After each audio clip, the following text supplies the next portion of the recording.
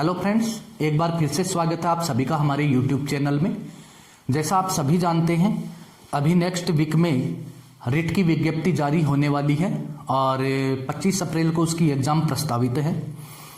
उसमें वेटेज भी परिवर्तित कर दिया गया है। अब जो वेटेज होगा उसका अनुपात 90:10 होगा, अर्थात रिट का जो वेटेज है वो 90% और ग्रेजुएशन के अंकों का 10% कर दिया गया है। जो ही रिट की एग्ज़ाम संपन्न हो जाएगी उसके जस्ट बाद राज्य सरकार द्वारा 31,000 पदों के लिए विज्ञप्ति जारी कर दी जाएगी। तो आप सब निसंदेह है उसकी तैयारी में लगे होंगे। उसी प्रयास में हमारे शिक्षा मनोविज्ञान के तहत जो वीडियो चल रहे थे उसी श्रृंखला को आगे बढ़ाते हुए मैं आज टॉपिक लेके आया हूँ मंदबुद्धि बालक। पूर्व में हम विशिष्ट बालकों में प्रतिभाशाली बालक पढ़ चुके हैं और पिछड़े हुए बालक पढ़ चुके हैं। आज हम पढ़ेंगे मंदबुद्धि बालक।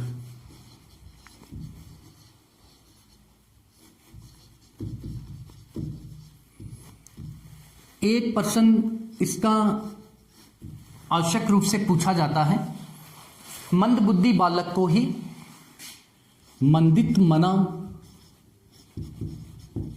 के नाम से भी जाना जाता है तथा इसे विकल बुद्धि,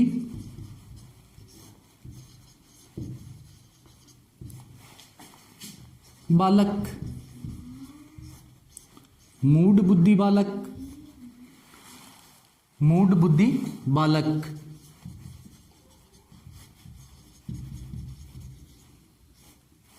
और अल्प बुद्धि बालक के नाम से भी जाना जाता है।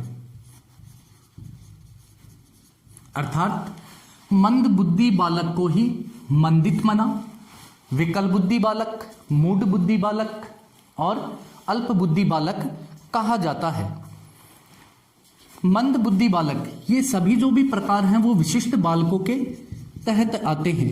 अर्थात विशिष्ट बालक जो औसत बालकों से अलग हो, सामान्य बालकों से हटकर हो, वो विशिष्ट बालकों की श्रेणी में आते हैं। और विशिष्ट बालकों में प्रतिभाशाली बालक, मंदबुद्धि बालक, पिछड़ा बालक, अपराधी बालक, कुसमायोजित बालक, ये सभी श्रेणियां इसमें आती हैं। तो विशिष्ट बालक अर्थात जो सामान्य बालकों से हटकर होता है।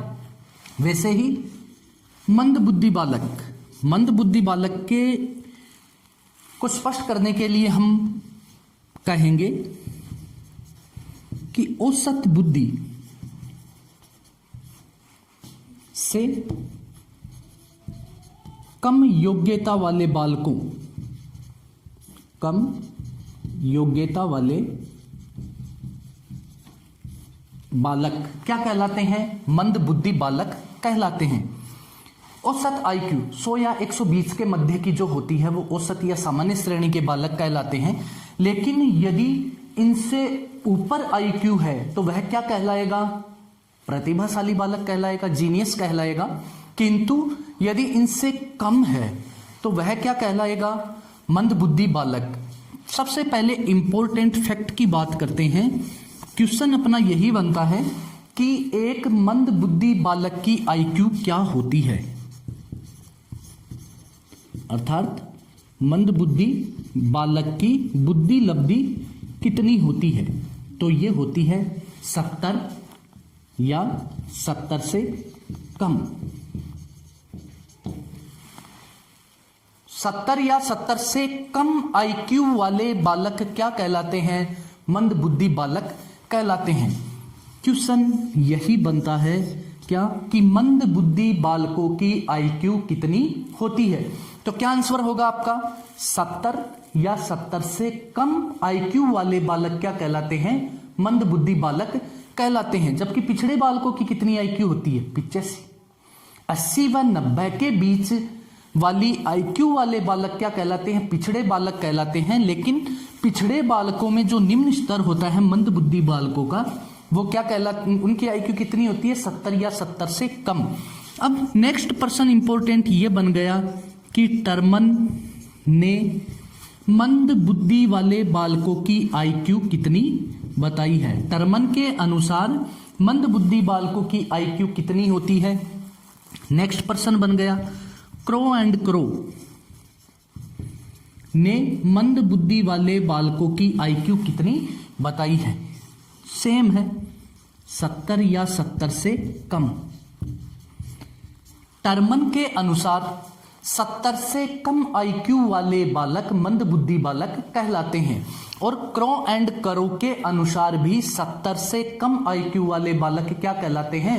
मंद बुद्धि बालक कहलाते हैं। ये मंद बुद्धि बालक प्रतिभाशाली बालकों के ठीक विपरीत होते हैं, यानी जो प्रतिभाशाली विद्यार्थियों में गुण होते हैं उनसे ठीक विपरीत दोष वाले बालक क्या कहलाते हैं? मंद बुद्धि बालक कहलाते हैं। प्रतिभाशाली बालकों के ठीक विपरीत गुणों वाले विद्यार्थी क्या कहलाते हैं? मंद बुद्धि बालक कहलाते हैं। और मंद बुद्धि बालक औसत बुद्धि से कम योग्यता रखते हैं। जैसे मंदित मना या मंद बुद्धि के मुख्यतः 3 प्रकार होते हैं। कितने प्रकार होते हैं? 3। किसके? मंद बुद्धि वाले बालकों की 3 श्रेणी होती है। इसमें 3 प्रकार के बालक होते हैं। कौन कौन से होते हैं?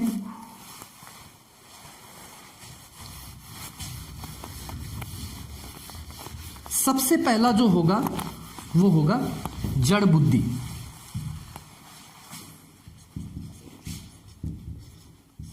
मंद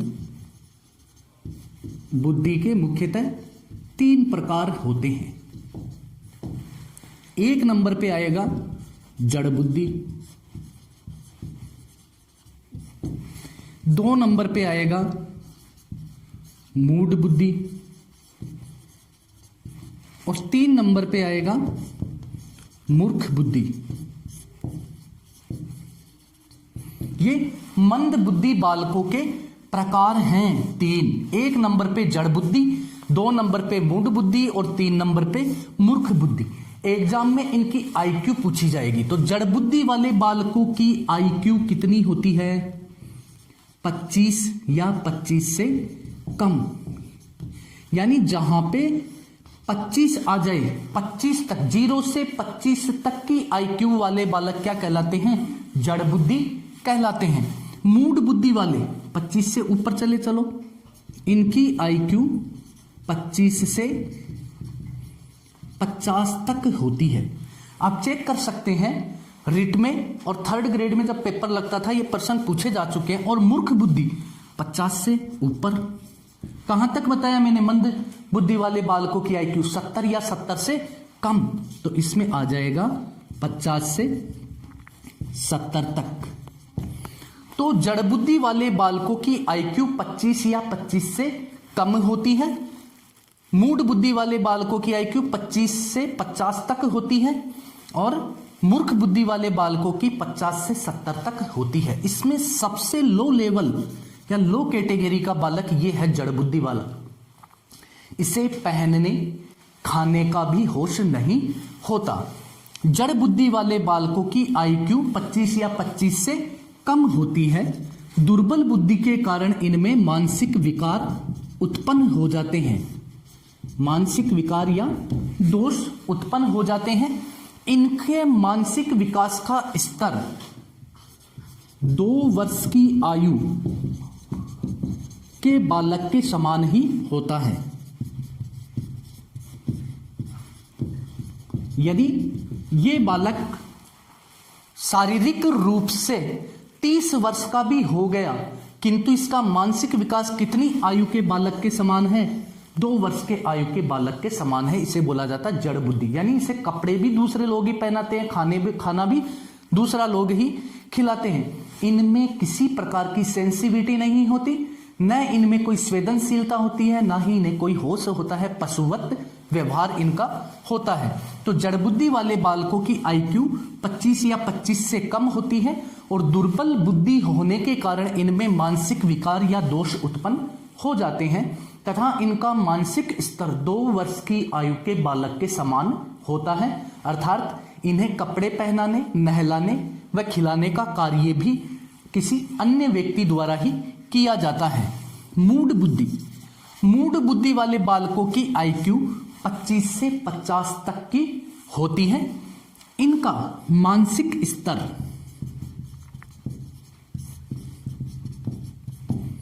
3 से 7 वर्ष के बालक के समान होता है, यानी ये अपना खाना खा सकते हैं, कपड़े पहन सकते हैं, इन्हें भी इतना ही होश होता है। शैक्षिक दृष्टि से इनकी कोई उपलब्धि नहीं होती।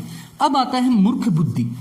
मुख्यतः शिक्षा के क्षेत्र में अध्यापकों को ऐसे बालकों का सामना करना पड़ता है। मूर्ख बुद्धि वाले बालकों की IQ 50 से 70 तक होती है और इनका मानसिक स्तर 7 से 10 वर्ष की आयु वाले बालकों तक होता है और ये शैक्षिक दृष्टि से बहुत पिछड़े हुए होते हैं। तो ये था मंद बुद्धि बालक। बुद्धि के आधार पर पिछड़े हुए बालकों में या मंद बुद्धि बालकों में 3 प्रकार के बालक पाए जाते हैं या इनकी 3 श्रेणी होती है, जड़ बुद्धि, मूढ़ बुद्धि व मूर्ख बुद्धि। अब बात करते हैं मूर्ख बुद्धि के, ये मंद बुद्धि के बालकों की विशेषताएं।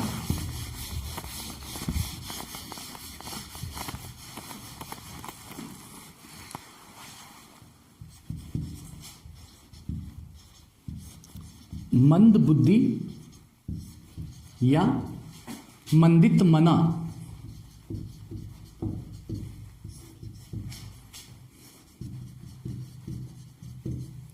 बालकों की विशेषताएं। इनकी क्या विशेषताएं होती हैं कि जिनके आधार पर पता लगाया जा सके कि ये मंद बुद्धि वाला बालक है। तो सबसे पहले इनकी जो विशेषता आती है वो ये आती है, इनकी सीखने की गति, सीखने की गति बहुत धीमी होती है, बहुत धीमी होती है। जाहिर सी बात है, हम देखेंगे कि जो बालक सामान्य बालकों से बुद्धि में कम है, निम्न है, तो उसकी सीखने की गति क्या होगी, अन्य बालकों की तुलना में कमजोर होगी या कम होगी। दूसरा, इनकी स्मरण शक्ति, स्मरण शक्ति कमजोर होती है। स्मरण यानी याद करने की कैपेसिटी है वो काफी लो होती है, कमजोर होती है। ये सीखी हुई चीज को तुरंत भूल जाते हैं, विस्मृत हो जाता है इनका सीखा हुआ ज्ञान, अर्थात इनकी याददाश्त कमजोर होती है, याद रखने की क्षमता कम होती है। तीसरा, इनमें मौलिकता एवं सृजनात्मकता का अभाव होता है।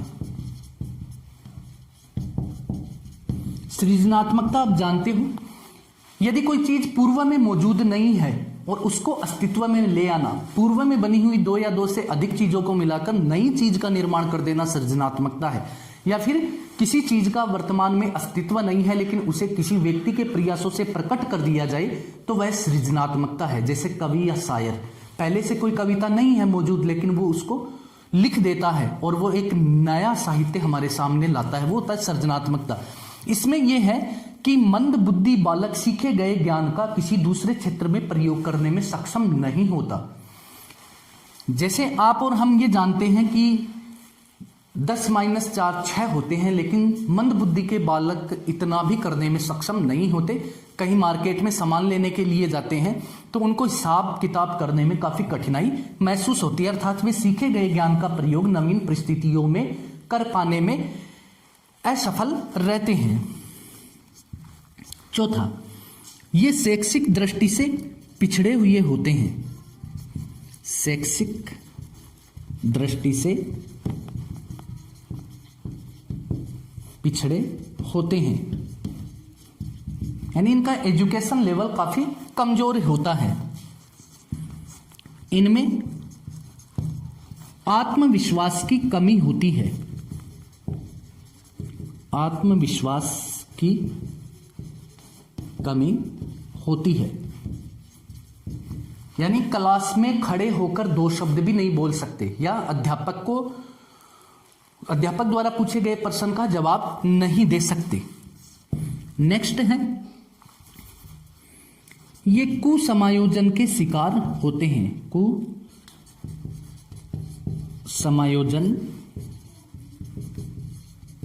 के शिकार होते हैं, अर्थात मंद बुद्धि वाले बालक विद्यालय, समाज एवं परिवार में समायोजन स्थापित करने में असमर्थ होते हैं, ये समायोजित नहीं हो पाते, ये संवेगात्मक दृष्टि से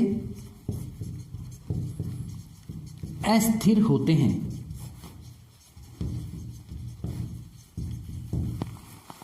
संतुलित व्यक्तित्व कौन सा माना जाता है? जो स्वयंगात्मक स्थिर हो। व्यक्तित्व का सबसे श्रेष्ठ उदाहरण या एकदम संतुलित व्यक्तित्व वाला व्यक्ति कौन होता है? जो स्वयंगात्मक दृष्टि से संतुलित हो, जिसके स्वयं कंट्रोल में हो। इसमें इन विशेषताओं में विकल्प में यही पूछा जाता है कि निम्नलिखित में से मंद बुद्धि बालकों की कौन सी विशेषता नहीं है, तो नहीं है उसको आपको एक को अलग करना है। इसमें वेरी इंपॉर्टेंट जो चीजें हैं वो समायोजन वाली और स्वयंगात्मक दृष्टि वाली होती है, और एक स्मरण शक्ति कमजोर होती है। तो सबसे इंपॉर्टेंट चीज ये होती है, जैसे किशोरावस्था के बालक को समायोजन करने में समस्या का सामना करना पड़ता है, वैसे ही मंद बुद्धि बालकों की सबसे प्रमुख विशेषता ये होती है कि मंद बुद्धि वाले बालक समायोजन स्थापित करने में असमर्थ होते हैं, अर्थात मंद बुद्धि वाले बालक विद्यालय, परिवार एवं समाज तीनों ही जगह अपने आप को समायोजित करने में कठिनाई महसूस करते हैं। इसके अलावा ये स्वयंगात्मक दृष्टि से अस्थिर होते हैं, इनके स्वयं कभी भी स्थिर नहीं होते, या तो ये अत्यधिक भावुक हो जाते हैं, या फिर भावनाओं में बह जाते हैं, या फिर इनको बहुत जल्दी क्रोध आ जाता है। तो ये थी मंद बुद्धि बालकों की विशेषताएं। मंद बुद्धि बालकों की सीखने की गति बहुत कम होती है, ये धीमी गति से सीखते हैं, इनकी यादाश्त शक्ति या स्मरण शक्ति कमजोर होती है, इनमें मौलिकता एवं सृजनात्मकता के गुणों का अभाव होता है, और शैक्षिक दृष्टि से पिछड़े होते हैं, तथा ये कुसमायोजित व्यक्तित्व वाले व्यक्ति होते हैं, स्वयंगात्मक दृष्टि से अस्थिर होते हैं, और आत्मविश्वास की कमी पाई जाती है। अब अध्यापक के सामने ऐसे विद्यार्थी आ जाते हैं, तो इसके लिए अध्यापक को क्या करना चाहिए, समाज को क्या करना चाहिए, या सरकार को क्या करना चाहिए? तो सबसे पहले तो मंद बुद्धि बालकों के लिए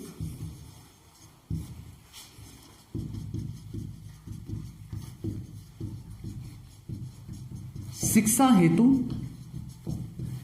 क्या व्यवस्था होनी चाहिए? तो सबसे पहली बात जो है तो वो ये है, इनके लिए विशिष्ट विद्यालय खोले जाएं। विशिष्ट विद्यालय जैसे आवासीय विद्यालय, इनके लिए आवासीय विद्यालय होने चाहिए। अब हमारा देश विकासशील देश है, तो शिक्षा का वैसे ही ढांचा जो है वो परंपरागत है, और इतनी शैक्षिक सुविधाएं भी नहीं है। आप प्राइवेट एजुकेशन इंस्टीट्यूट जो है वहां पे देखोगे अच्छी खासी बिल्डिंग है, जबकि गवर्नमेंट स्कूल जो है उनका स्ट्रक्चर ऐसा नहीं है। तो हमारी गवर्नमेंट सक्षम ही नहीं है कि जो विशिष्ट प्रकार के बालक हैं उनके लिए जगह जगह आवासीय विद्यालय खोले जाएं। तो इसके लिए विद्यालय में ही विशिष्ट कक्षाओं का प्रावधान किया गया है। कक्षाओं का प्रावधान चेक करना, कभी आपने सुना होगा CWSM, विशेष आवश्यकताओं वाले बच्चे, जिनको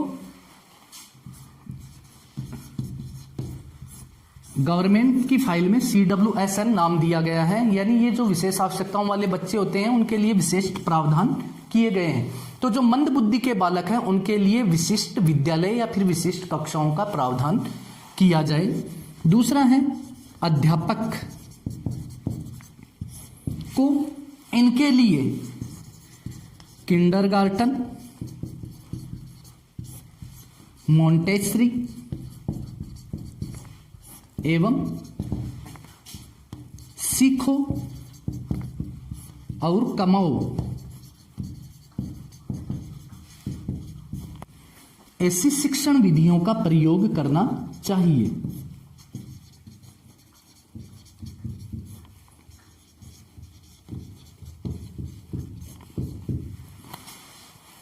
जो मंद बुद्धि के बालक हैं उनको पढ़ाने के लिए अध्यापक को किंडरगार्टन विधि, मॉन्टेसरी पद्धति एवं सीखो और कमाओ शिक्षण विधियों का प्रयोग करना चाहिए। सीखो और कमाओ, ये तो नाम आपने सुना होगा। किंडरगार्टन विधि जो फ्रोवेल ने दी थी, मॉन्टेसरी पद्धति मैडम मारिया मॉन्टेसरी ने दी थी। ये छोटे बच्चों को पढ़ाने के लिए भी उपयोगी है और जो सीखने की दृष्टि से पिछड़े हुए बालक हैं उनको सिखाने के लिए भी उपयोगी है। लेकिन सीखो और कमाओ यानी कि उन्हें ऐसे बालकों को कौन सी शिक्षा दी जानी चाहिए? व्यावसायिक शिक्षा। व्यावसायिक शिक्षा अर्थात इन लोगों को आर्थिक प्रशिक्षण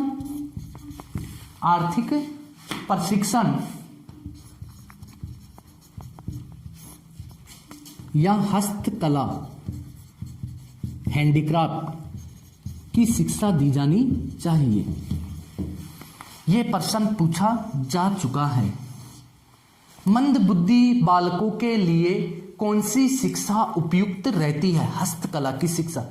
यानी कि ऐसा तो है नहीं कि ये पढ़ करके मेरिट प्राप्त कर लेंगे या कोई कंपटीशन फाइट कर लेंगे और अच्छी जॉब प्राप्त कर लेंगे।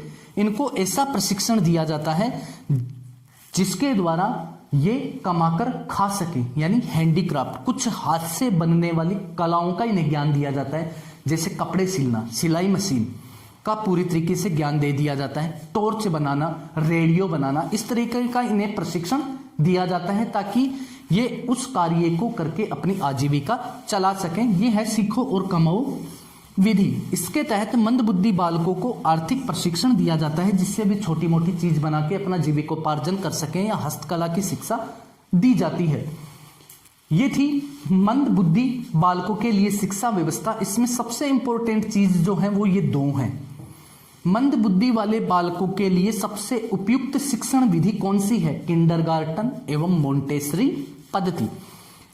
मंद बुद्धि वाले बालकों को कैसी शिक्षा दी जानी चाहिए? व्यावसायिक शिक्षा अर्थात हस्तकला का शिक्षण उन्हें दिया जाना चाहिए। धन्यवाद। मिलते हैं जल्द ही एक नए वीडियो के साथ और आप बने रहे हमारे चैनल के साथ और अपने मित्रों को भी इसे फॉरवर्ड करें ताकि हम प्रेरित होकर और अच्छे वीडियो बना सकें। एक बार पुनः आप सभी का हृदय से आभार।